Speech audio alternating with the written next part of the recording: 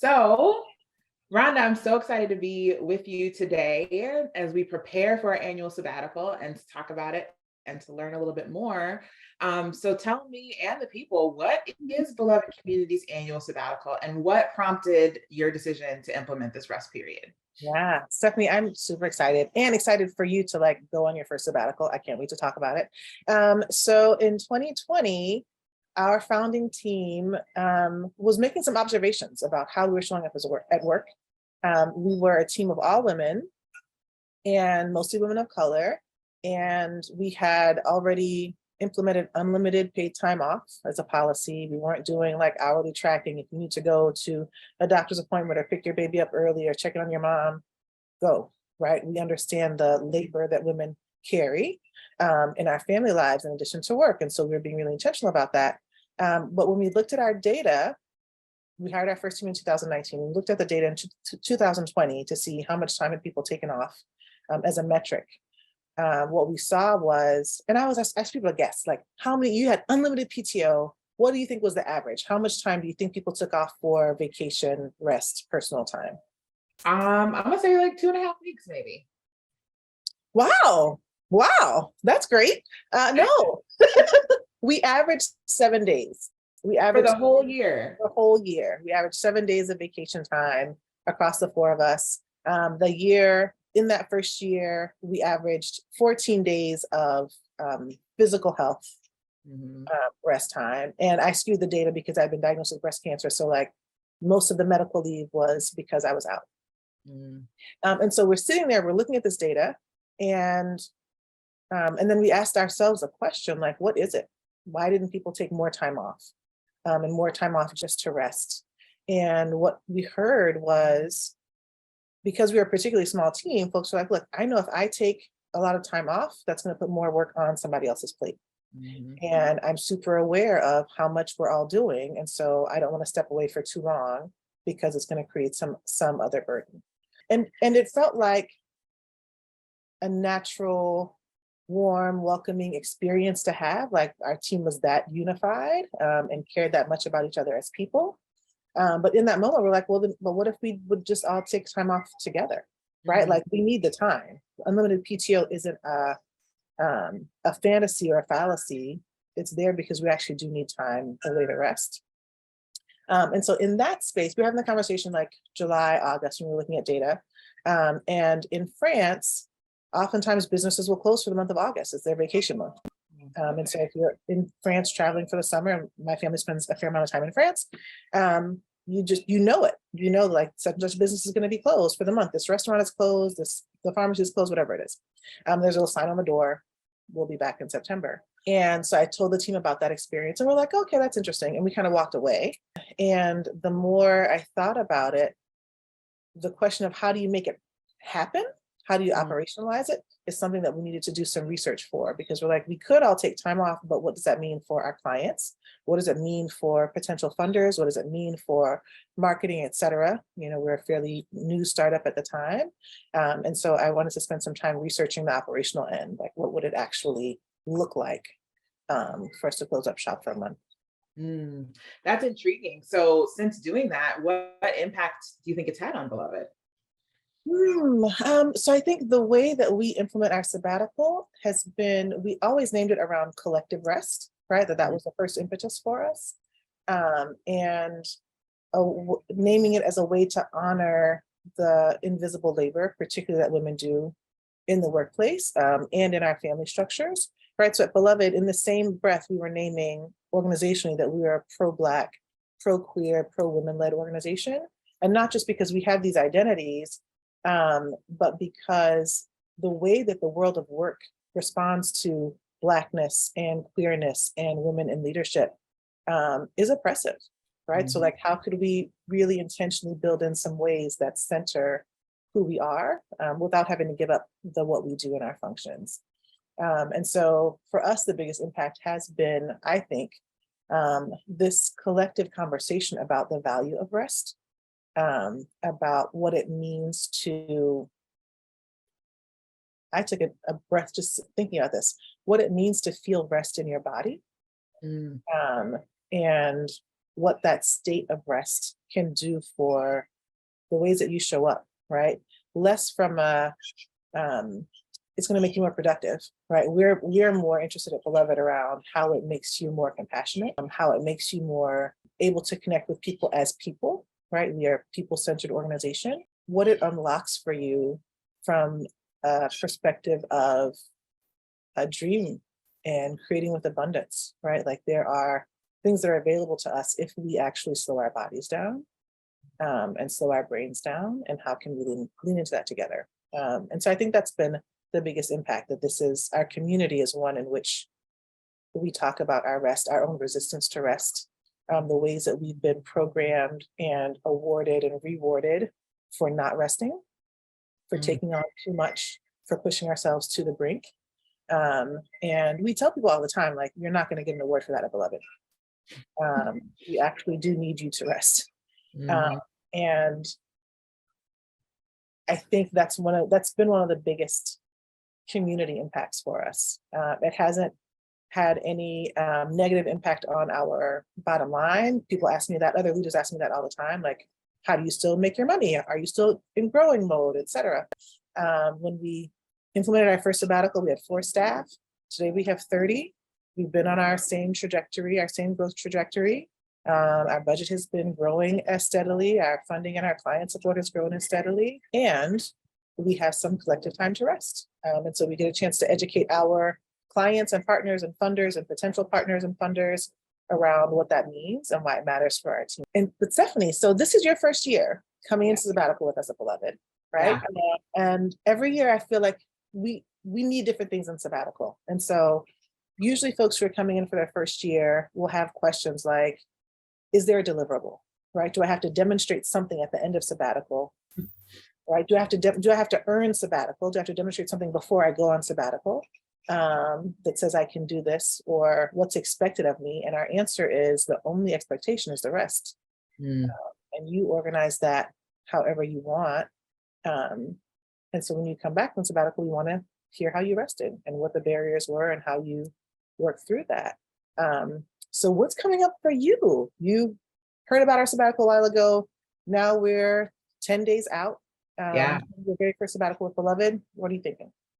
I mean, no doubt it's an enigma, right? Like, I've never experienced anything before. Like, it makes sense, right? Okay, yeah, you're off. But as we approach, I'm like, wow, like, I'm not working at all next month. Like, and so I do admit there are some thoughts in my mind around, like, well, this is a great time to clean out my inbox, right? Or this is a great time for me to, I'm just being honest.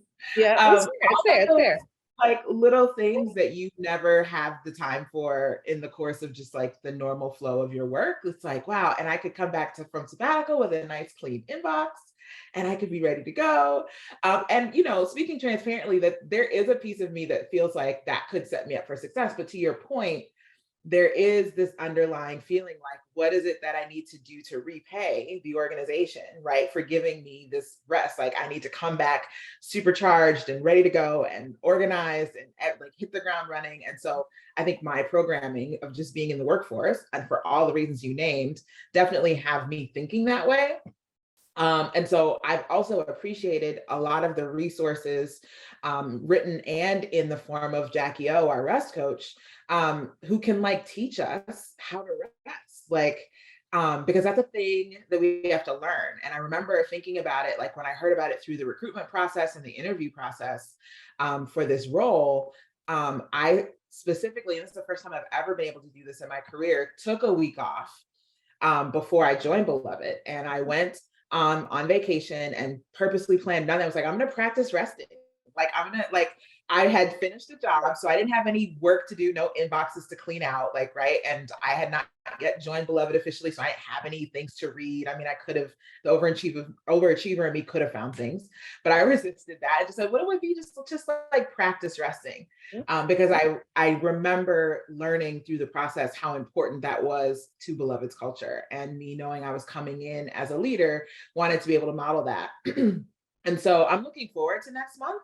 I can't promise I won't maybe do a little email cleanup, just to maintain my own sanity. Mhm. But I am appreciative of the space, the thinking space, right? And I think I'm a strategist, and so much of our work can be lost in the doing, and not the dreaming and the strategizing and the planning, which is very important. Also, we're in the middle of doing our strategic plan right now. And so I'm grateful and excited for just like the time to let my brain breathe, you know? Yeah. Oh, I love that. The time to let your brain breathe. Yeah. I think it's something we're here for. And this, I know I was giving you a hard time about the checking your inbox, but one of the things that is true for us, like we would talk often about what is it that brings you the most peace? Mm. And so, right, like from a top-down perspective, I'm like, do we just close everyone's mail? Like, is everybody on out of office mail for the month? Do we pause inboxes so there's nothing coming into your inbox? And what we said is, people need different things to manage their own interest, anxiety, return to work. And so if that's what is right for your heart, I'm not going Mhm. to stop you, clearly. But also, we had team members who their first year, I think that's a common first year sabbatical thought. We had some team Mhm. members who, getting ready for their first sabbatical, they're like, well, we're going to sneak and schedule some work time. We want to do this and this and this and that. And don't tell Rhonda. We just don't understand how we can really rest. And then after they did it the first year, they're like, what? And for year two, they're like, nah, player, no, walking away from all this, close the computer, shut it down. And so it'll be interesting to see what's like for folks who are now going into year two or year three of sabbatical, what that Yeah. feels like for them in preparation.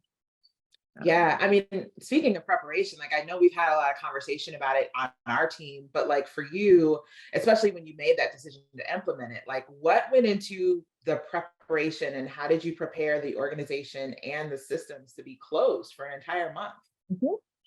Yeah, and the first year we did it, we made the decision on a fairly short timeline. I want to say October. If we started the conversation in July, August. In October, I was in the research mode around how we make it operational. We also looked at our like our own fallow period. And so for that previous year, it just happened that we didn't have any new revenue come in the month of February. And we're a New Orleans based nonprofit. And so I was like, well, you could be, and at this point, this is fall of 2019, we're having the conversation. So we'd been open for 2 years. And for both of those years, either I was on a plane during Mardi Gras and coming back home into different states of Mardi Gras preparedness, or we were actually facilitating work in New Orleans, where it was 300 people in costume, and you were the last thing they had to do before they could be out in the street having a daiquiri with their people, right? And we're like, we don't want to be in either of those positions.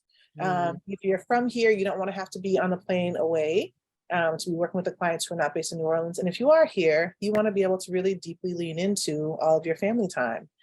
Folks who are not from our community think that Mardi Gras is one day, and it really is a season.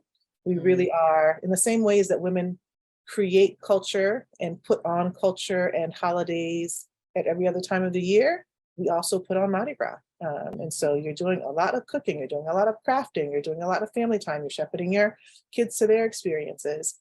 And so when we looked at operationally in our calendar, we're like, this makes sense for our organization. So let's name February as our space for rest. And then we talked to some other organizations who'd been posting their own sabbaticals to say, like, operationally, how did you close your doors? Mm. How and when do you start notifying your team, your staff, your advisors, your clients, et cetera? And then how do you come back from it? And so we learned about some closing practices, some opening practices, and then designed our own and started notifying our folks to say, hey, FYI, this year our doors will be closed from the 1st to the 28th, and here's why. Mm.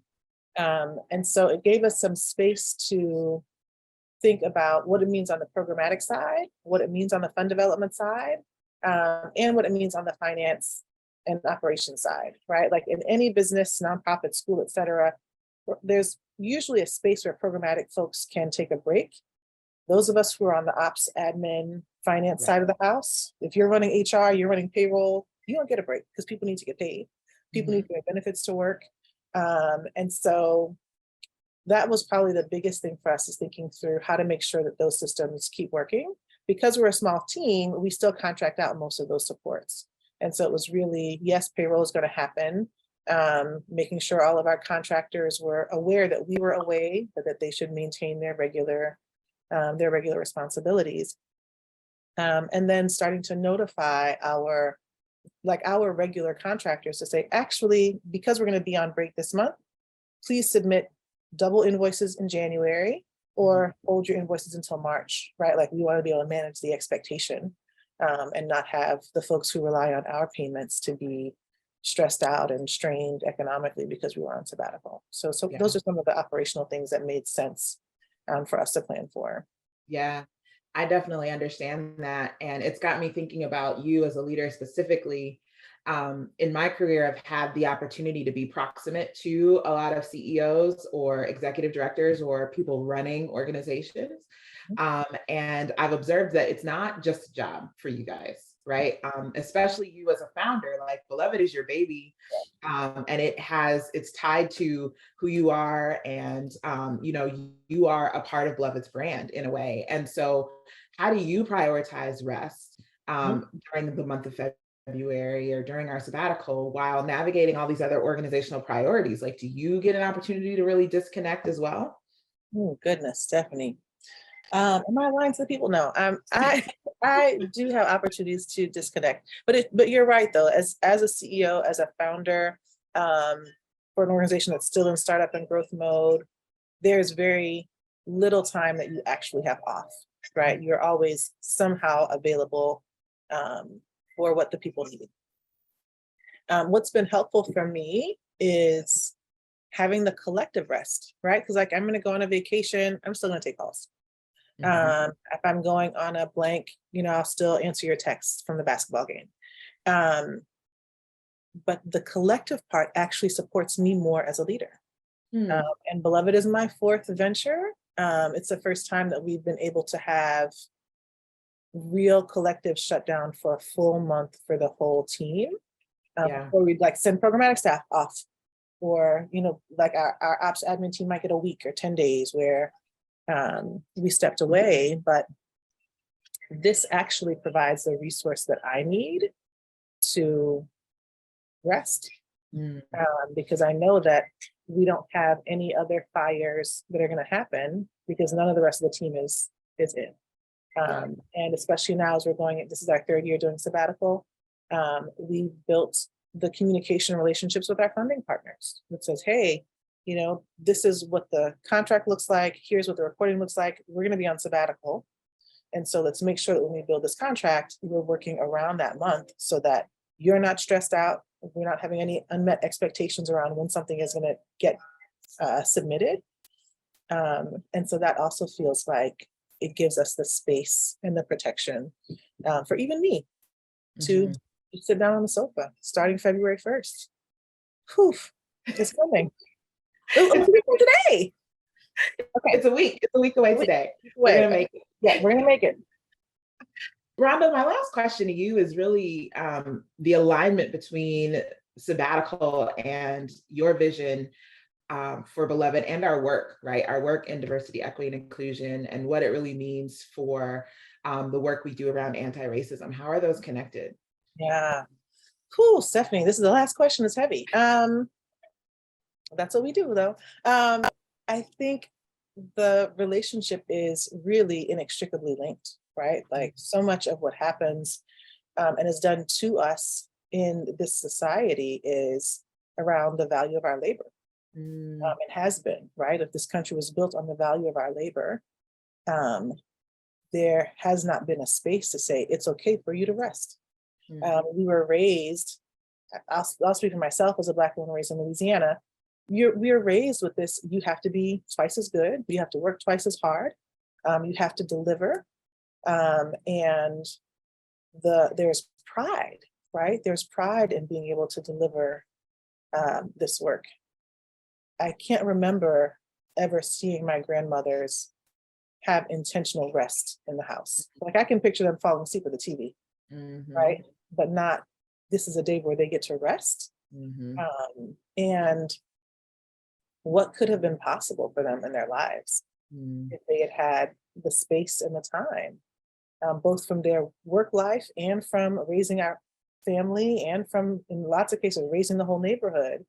Where was a space where they got resourced and poured into? I can picture my grandmother hosting all the events, and people coming to her for advice, and her packing the car full of kids and taking them off to adventures, etc. I can't picture her taking a nap. I can't picture her indulging in something that she didn't have to design and work for. And it's one of the reasons that when we think about February as the month of our sabbatical, at this point in time, it's not about an extended holiday. Even though in New Orleans we are on holiday, women put on the holidays, right? We do the cooking, we do the decorating, we do the gifting, we do the family organizing, we do the cajoling. Even if your holiday is a trip, you might say, okay, we're going to do a trip so that no one's coming into my house. You're still planning that trip. You're still getting people ready. You're still making sure everyone's needs are met. And that in itself, we talk about it as a labor of love. It is also a labor. And so one of the things that I appreciate the most in our sabbatical time is that the rest of my family is on their regular routine. So I might do a school drop off in the morning, and then I come home and my partner's at work and my mom is doing her thing. And I'm just going to sit down at 10 o'clock and eat some popcorn.